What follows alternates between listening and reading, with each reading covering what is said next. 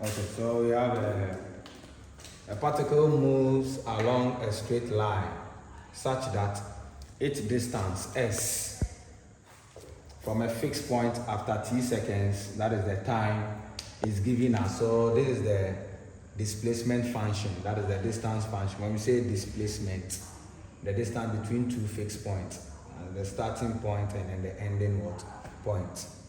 Find the time when the particle is momentarily at rest and the average acceleration of the particle between t, when the time is 0, and then when the time is 3 seconds. So few things we need to note here is, this is displacement, that's the distance. The displacement s, the symbol is s. Here they are using x.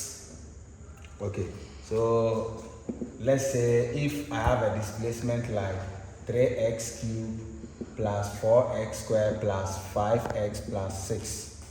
This is my displacement. The derivative of this displacement, derivative, that is finding the differentiation of this function will give you what we call the velocity. So the derivative of this function, that is this. And if this is a displacement, normally we use t. So let me put t here, t here, t here. So ds dt, the derivative of this, we differentiate this function like we did earlier. This time this will give you 9, then you subtract 1 from this, we have this. Then this time this will give you 8, you subtract 1 from the 2, we have this. Then this time this will give you 1, you subtract 1, 2 is the power 0, any number is the power 0, or any variable is the power 0, as we all know, is 1. Then the differentiation of a constant is always what? 0. Why is it 0? Because this 6, we assume that is t raised to the power 0, so the 0 times 6 will still give you 0. So even if you subtract 1 and you are getting this, 0 times any number is still 0. So differentiation of a constant is 0. Now this our new function is what we call the velocity. The velocity function. That is it, the velocity function. Yes. So the differentiation of this velocity function will give us the acceleration. However, we have what we call average velocity. Average velocity.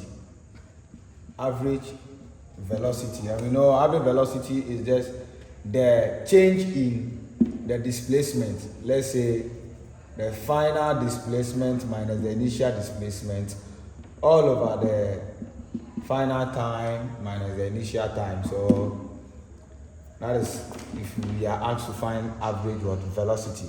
Now when we come to acceleration, like we said, the acceleration function is the differentiation of the velocity function. So when you differentiate this, the function that you get is the acceleration. That is it. However, if we are asked to find, so let's differentiate this. If I differentiate this, I'm having like 18t plus 8. And differentiation of this constant is always 0. So this is our acceleration function.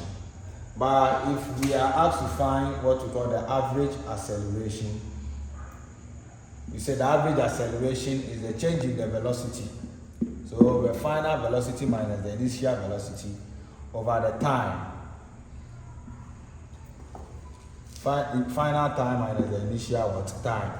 So in cases like this, you'll be provided with the time. So you substitute in the value, the t value in the velocity function, the initial time and then the final time to get the initial velocity and the final velocity.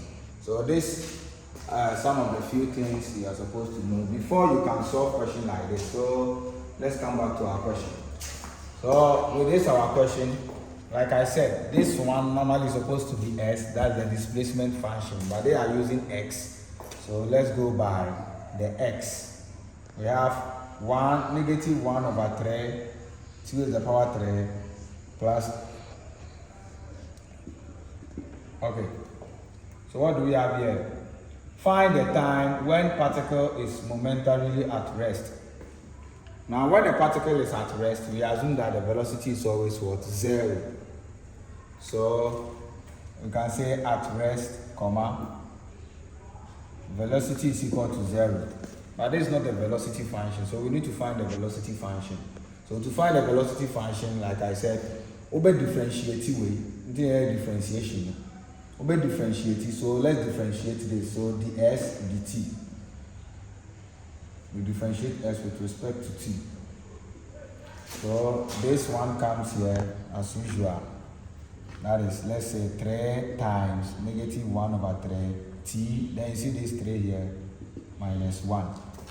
Then we have here 2 times t. Then you subtract 1 from the power. Then differentiation of a constant is always what? 0. So this will cancel this. We have negative t raised to the power 2. Then we have 2 what? T. Now this is the velocity what? Function. So this function you are seeing here is our velocity. T squared plus 2 what? T. But like we said earlier on, at rest, when a particle is at rest, then meaning the velocity is always what? 0. So if the velocity is 0, then if velocity is 0, then we can equate the whole of this function, this dx dt, as 0. So negative t squared plus 2t is equal to 0. So rearrange. That is, you send this one to this side, positive. This one comes here, negative. Then we have 0 here. It's just the same thing. So t squared minus. So what we do? We factorize this. So t comes out. We have t minus 2 equal to 0. And you know the root of quadratics. T is equal to 0. And then also we can say t minus 2 is equal to 0. So we have this. So calculate the time when the particle is at rest. So the time when the particle is at rest occurs at when time t is equal to 0 and when and at t is equal to what? 2 what? Seconds, in that order. Yes. Then calculate the average acceleration. Like I said, when we say average acceleration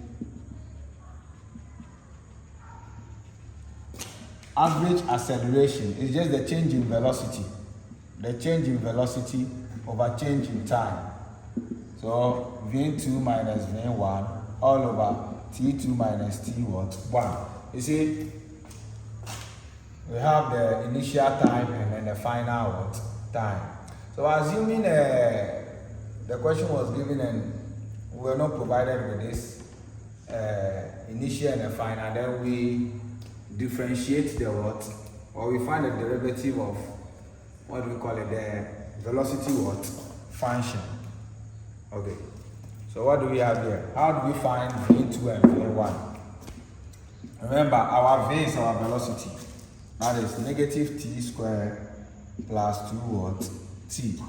So when t is equal to 0, like we have here, when t is equal to 0, v is 0 squared plus 2. So you see, the initial velocity is 0. That is the v1. Then at t is equal to 3. At t is equal to 3. What is our final velocity? We have this plus 2t. So wherever we see t, we write 3 squared plus 2 in that order. So that is it. So we have negative 9. We have this negative 9 plus 2, 3. Neg 9 plus 6, which is neg what? 3 in that order. So since it's neg 3,